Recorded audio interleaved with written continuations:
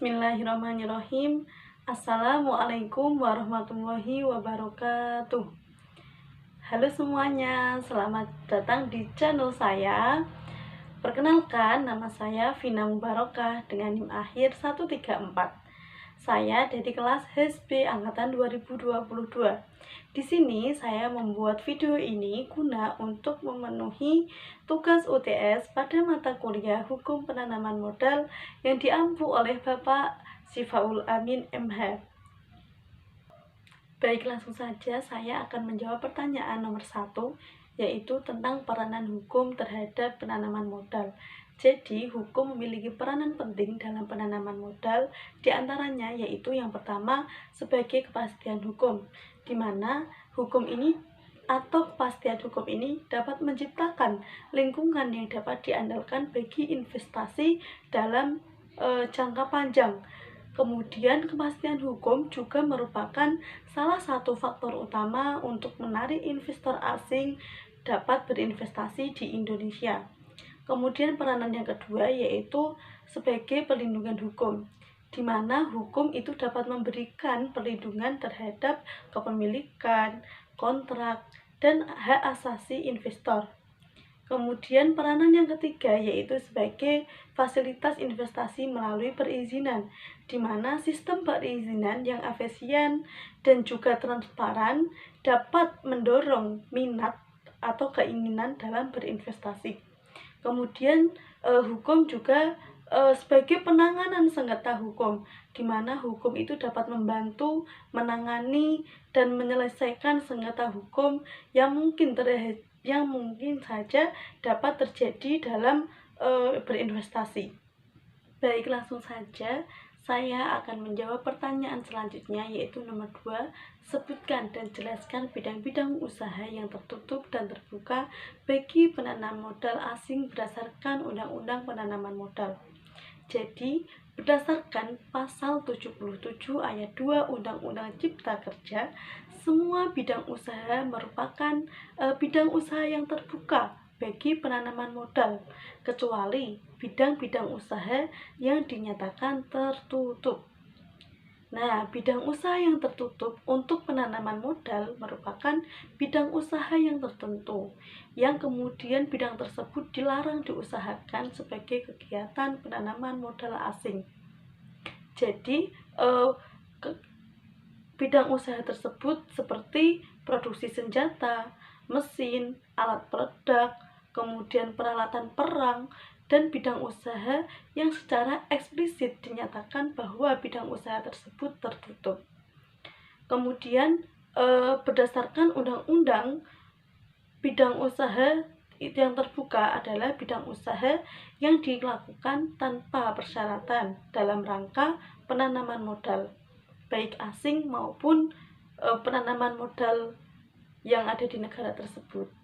Kemudian pertanyaan nomor 3 yaitu sebut dan jelaskan bagaimana tujuan dan kebijakan dalam penanaman modal berdasarkan Undang-Undang Nomor 25 Tahun 2007. Nah, jadi berdasarkan Undang-Undang Nomor 25 Tahun 2007 tentang penanaman modal itu bertujuan untuk menciptakan iklim usaha yang kondusif dan juga mempercepat peningkatan penanaman modal. Kemudian beberapa kebijakan yang ada dalam undang-undang tersebut diantaranya yaitu yang pertama, penanaman modal asing harus berbentuk perseroan terbatas dan juga berkedudukan di Indonesia. Kemudian yang kedua, penanaman modal dibatasi di bidang-bidang tertentu berdasarkan kriteria atau yang diatur berdasarkan kriteria kesehatan, moral, kebudayaan, lingkungan hidup, pertahanan, dan juga keamanan nasional, serta kepentingan nasional lainnya. Kemudian yang ketiga yaitu penanam modal berhak mendapatkan kepastian hak, kemudian kepastian hukum, dan juga perlindungan hukum. Kemudian yang keempat, penanam modal yang mengusahakan sumber daya alam yang tidak terbarukan wajib mengalokasikan dana untuk pemulihan lokasi. Sedangkan tujuannya yaitu yang pertama, meningkatkan pertumbuhan ekonomi nasional. Kemudian tujuan yang kedua adalah dapat menciptakan lapangan kerja. Kemudian tujuan yang ketiga dapat meningkatkan pembangunan ekonomi berkelanjutan. Dan tujuan yang keempat yaitu bisa meningkatkan kemampuan daya saing dunia usaha nasional. Kemudian tujuan yang terakhir yaitu dapat meningkatkan kapasitas dan juga kemampuan teknologi nasional. Menjawab pertanyaan nomor 4 bahwasanya berikan penjelasan mengenai repatriasi dalam penanaman modal. Jadi, repatriasi dalam penanaman modal adalah proses pemulangan atau pengiriman kembali modal, baik dalam bentuk laba, dividen, ataupun modal pokok dari negara tempat investasi dilakukan ke negara asal investor. Penanam modal diberi hak untuk melakukan transfer dan juga repatriasi dalam valuta asing terhadap modal, kemudian keuntungan, terus bunga bank, kemudian dividen, dan pendapat lainnya. Tambahan dana yang diperlukan bagi pembiayaan modal, kemudian dana untuk pembayaran kembali pinjaman, terus royalti atau biaya yang harus dibayar, pendapatan dari pekerja asing, kemudian hasil penjualan atau likuidasi penanaman modal, terus kompensasi terhadap kerugian, kemudian pembayaran dalam rangka bantuan teknis, kemudian jasa teknis, manajemen, dan HKI. Kemudian saya akan menjawab pertanyaan nomor 5 bahwasanya berikan penjelasan mengenai kawasan ekonomi khusus dan regulasi yang mengaturnya. Jadi, kawasan ekonomi khusus adalah area geografis di Indonesia yang dirancang untuk mendorong pertumbuhan ekonomi melalui pemberian fasilitas dan insentif khusus bagi investor. KEK ini bertujuan untuk meningkatkan investasi, kemudian menciptakan lapangan kerja, kemudian mempercepat pembangunan ekonomi di wilayah tertentu, terus mempercepat pembangunan ekonomi di wilayah tertentu, dan dapat mengembangkan wilayah yang strategis ini bagi pengembangan ekonomi nasional, serta untuk menjaga keseimbangan kemajuan suatu daerah, dan dapat ditetapkan serta dikembangkan dalam kawasan ekonomi khusus. Pemerintah itu berwenang untuk menetapkan kewajiban penanaman modal tersendiri. Hal ini diatur dalam undang-undang yang mengatur atau undang-undang tersendiri tentang regulasi peraturan pemerintah atau PP nomor 40 tahun 2021 tentang penyelenggaraan kawasan ekonomi khusus. Selanjutnya nomor 6 yaitu penjelasan mengenai nasionalisasi dalam penanaman modal. Jadi, nasionalisasi dalam penanaman modal adalah tindakan pengambil alihan kepemilikan perusahaan atau aset milik investor asing atau swasta oleh pemerintah suatu negara. Tindakan ini biasanya dilakukan melalui peraturan atau undang-undang tertentu, sehingga kepemilikan atau pengelolaan aset yang sebelumnya dimiliki investor pribadi atau asing menjadi milik negara. Pemerintah tidak dapat dan tidak akan melakukan nasionalisasi atau pengambil alihan kecuali dengan undang-undang yang berlaku. Nah, dalam hal ini pemerintah melakukan tindakan nasionalisasi, di mana pemerintah akan memberikan kompensasi sesuai dengan harga pasar. Jadi, jika kedua belah pihak tidak mencapai kata sepakat tentang kompensasi tersebut, maka penyelesaian dilakukan dengan arbitrase. Baik, selanjutnya saya akan menjawab pertanyaan nomor 7. Jelaskan fasilitas fiskal yang didapatkan penanam modal asing dalam berinvestasi di Indonesia. Nah, apa sih fasilitas fiskalnya?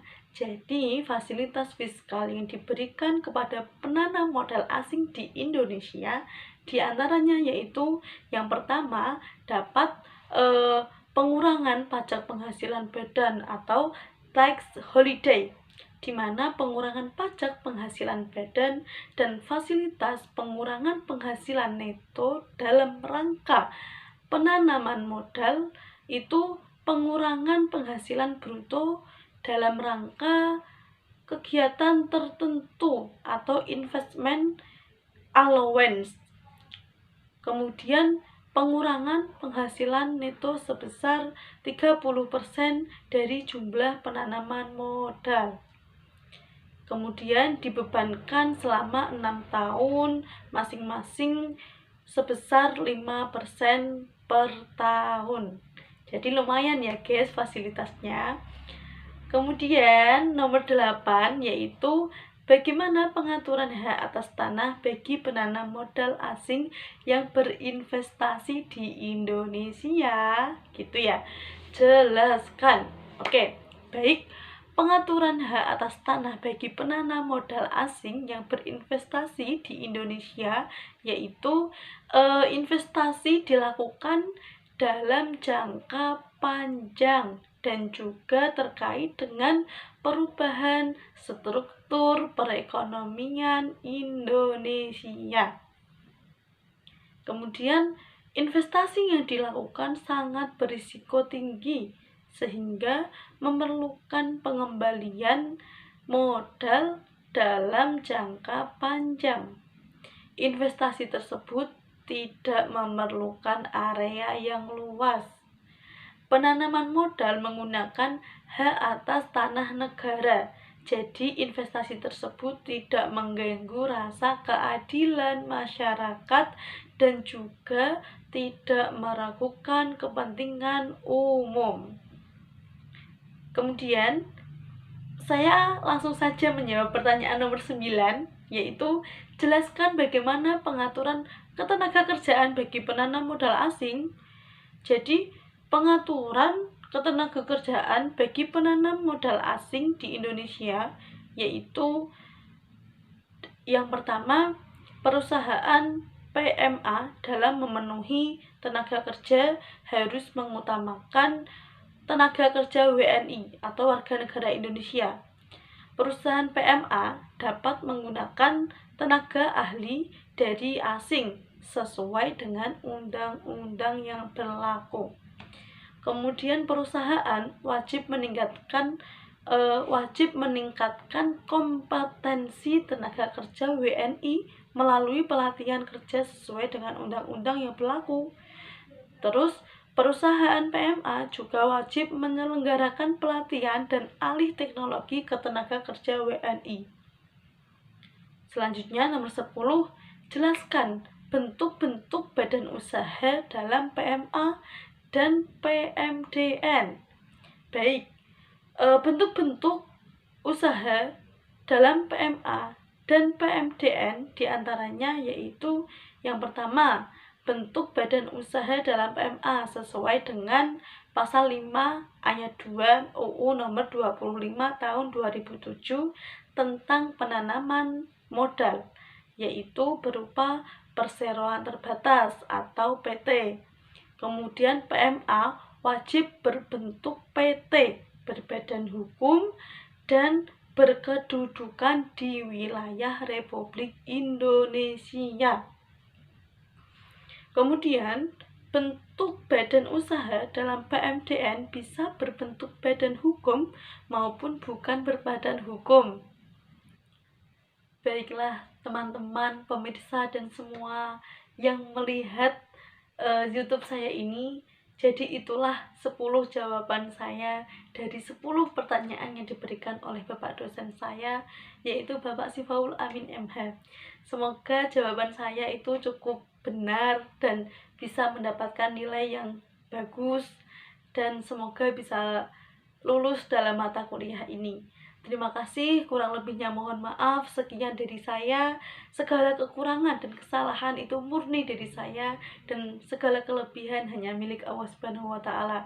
Terima kasih. Wallahul muwafiq ila aqwamit thoriq. Wassalamualaikum warahmatullahi wabarakatuh.